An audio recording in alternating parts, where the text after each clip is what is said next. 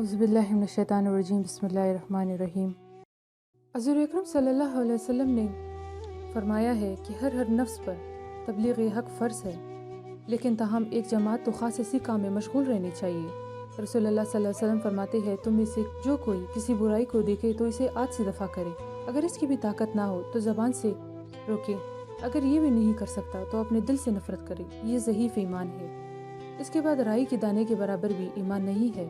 مستند احمد میں ہے کہ رسول اللہ صلی اللہ علیہ وسلم فرماتے ہیں اس ذات کی قسم جس کے ہاتھ میں میری جان ہے، تم اچائی کا حکم اور برائی سے مخالفت کرتے رہو، ورنہ عنقریب اللہ تعالیٰ تم پر اپنا عذاب نازل فرمائے گا، پھر تم دعائیں کرو گے لیکن قبول نہ ہوگی۔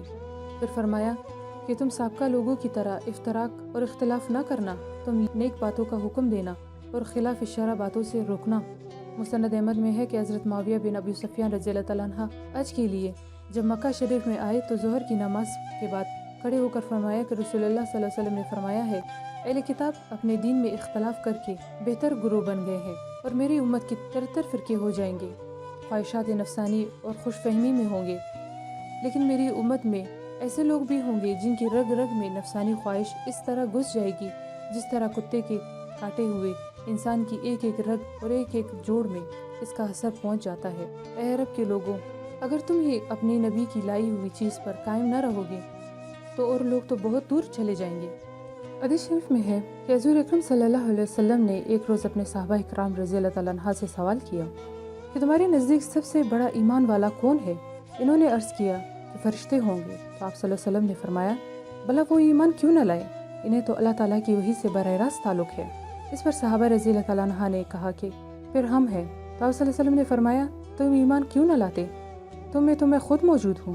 صحابہ رضی اللہ تعالیٰ عنہ نے کہا پھر حضور اکرم صلی اللہ علیہ وسلم خود ہی ارشاد فرمائیے۔ فرمایا کہ تمام لوگوں سے زیادہ عجیب ایمان والے وہ ہوں گے جو تمہارے بعد آئیں گے، وہ کتابوں میں لکھا پائیں گے اور اس پر ایمان لائیں گے۔ پھر فرمایا کہ باوجود اس کے تمہارا مضبوطی سے اللہ کے دین کو تام رکھنا اور اللہ تعالیٰ کی پاک ذات پر پورا توکل رکھنا ہی موجب ہدایت ہے، اسی سے گمراہی دور ہوتی ہے، یہی شیوہ رضا کا باعث ہے اور اسی سے ہی صحیح راستہ حاصل ہوتا ہے اور کامیابی اور مراد ملتی ہے۔ اللہ تعالیٰ سے پورا ڈرنا یہ ہے کہ اس کی اطاعت کی جائے، نافرمانی نہ کی جائے اور اس کا ذکر کیا جائے اور اس کی یاد نہ بلائی جائے، اس کا شکر کیا جائے، کفر نہ کیا جائے۔ اللہ کی راہ میں جہاد کرتے رہو، اس کے کاموں میں کسی ملامت کا خیال نہ کرو، عدل پر جم جاؤ، یہاں تک کہ خود اپنے نفس پر عدل کے احکام جاری کرو، اپنے ماں باپ اور اپنی اولاد کے بارے میں بھی عدل و انصاف برتا کرو۔ پھر فرمایا کہ اسلام پر ہی مرنا، یہی یعنی تمام زندگی اس پر قائم رہنا تاکہ موت بھی اسی پر آئے۔ اس رب کریم کا اصول یہی ہے کہ انسان اپنی زندگی جیسے ہی رکھے ویسے ہی اسے موت آتی ہے، یعنی انسان جس طرح کی زندگی گزارتا ہے اسے موت بھی اسی طرح کی آتی ہے، اور جس موت مرے گا اسی پر قیامت کے دن اٹھایا جائے گا۔ اللہ تعالیٰ اپنی ناپسند موت سے ہمیں اپنی پناہ میں رکھے، آمین۔ مسند احمد میں ہے لوگ بیت اللہ شریف کا طواف کر رہے تھے، حضرت ابن عباس بھی وہاں موجود تھے، ان کے ہاتھ میں ایک لکڑی تھی، بیان فرمانے لگے کہ رسول اللہ صلی اللہ علیہ وسلم نے سورہ آل عمران کی آیت نمبر 102 کی تلاوت کی، پھر فرمایا کہ اگر زکوم کا ایک قطرہ بھی دنیا میں گرا دیا جائے تو دنیا والوں کا ہر کھانے پینے والی چیز خراب ہو جائے، کوئی چیز کھا پی نہ سکے، پھر خیال کرو کہ ان جہنمیوں کا کیا حال ہوگا جن کا کھانا پینا ہی یہ زکوم ہوگا۔ ایک اور حدیث میں ہے کہ رسول اللہ صلی اللہ علیہ وسلم فرماتے ہیں جو شخص جہنم سے الگ ہونا اور جنت میں جانا چاہتا ہو، اسے چاہیے کہ مرتے دم تک اللہ تعالیٰ پر اور آخرت کے دن پر ایمان رکھے اور لوگوں سے وہ برتاؤ کرے جسے وہ خود اپنے لیے چاہتا ہو۔ حضرت جابر رضی اللہ تعالیٰ عنہ فرماتے ہیں کہ میں نے نبی کریم صلی اللہ علیہ وسلم کی زبانی آپ کے انتقال کے 3 روز پہلے سنا کہ دیکھو موت کے وقت اللہ تعالیٰ سے نیک گمان رکھنا۔